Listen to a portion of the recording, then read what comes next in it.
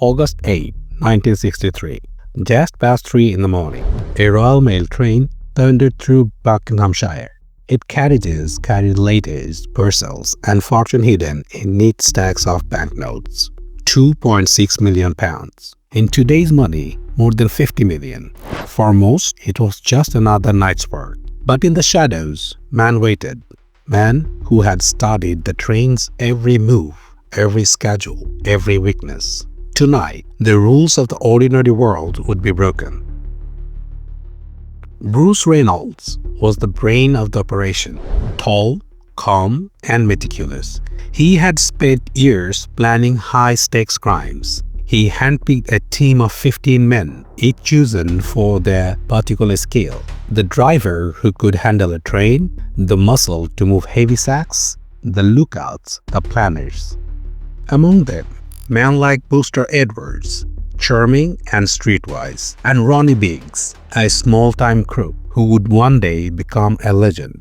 Each man brought a talent, each man had a role, and together they would attempt the most audacious robbery Britain had ever seen. They studied the train, learned the stops, counted the carriages, timed the schedule down to the minute. Months of preparation led to one conclusion. To rob the train, they had to stop it in the middle of nowhere. No weaknesses, no interruptions, and nothing to slow them down. The trap was simple, yet ingenious. The gang tampered with a trackside signal near Lebar. They covered the green light and rigged a battery to show red. To the train's driver, Jack Mills, it was a command he could not ignore. The train slowed, then ground to a halt in the middle of the night. The countryside was silent, too silent. Mills climbed down to investigate. In the darkness, men in masks emerged. He was struck down before he could react. In that instant, control of the train shifted. The Royal Mail was no longer a delivery. It had become prey. The gang uncoupled the engine and two carriages, rolling them half a mile to a waiting bridge. There, the operation began in earnest. 1 sack, 2 sacks, then 3. Each weighed around 60 pounds, packed with banknotes. The man hauled them down the embankment into waiting trucks. Muscles strained, sweat ran down faces. Every second mattered. 30 minutes, 120 sacks, 2.6 million pounds, gone. And when the trucks disappeared into the darkness, only the empty carriages remained. When the police finally arrived, hours later, the scene was almost surreal. The train stood still. Its crew was unharmed but shaken, its cargo gone. For a moment, it seemed the robbers had done the impossible. The gang regrouped at Leatherslade Farm, a scheduled hideout miles from praying eyes. Here, they counted the money, divided it, and celebrated. They had achieved what few thought possible, but in the shadows of celebration, mistakes were made. Fingerprints on the furniture, discarded newspapers, minor slips that would soon become fatal. Even the most meticulous plan can be undone by a human error.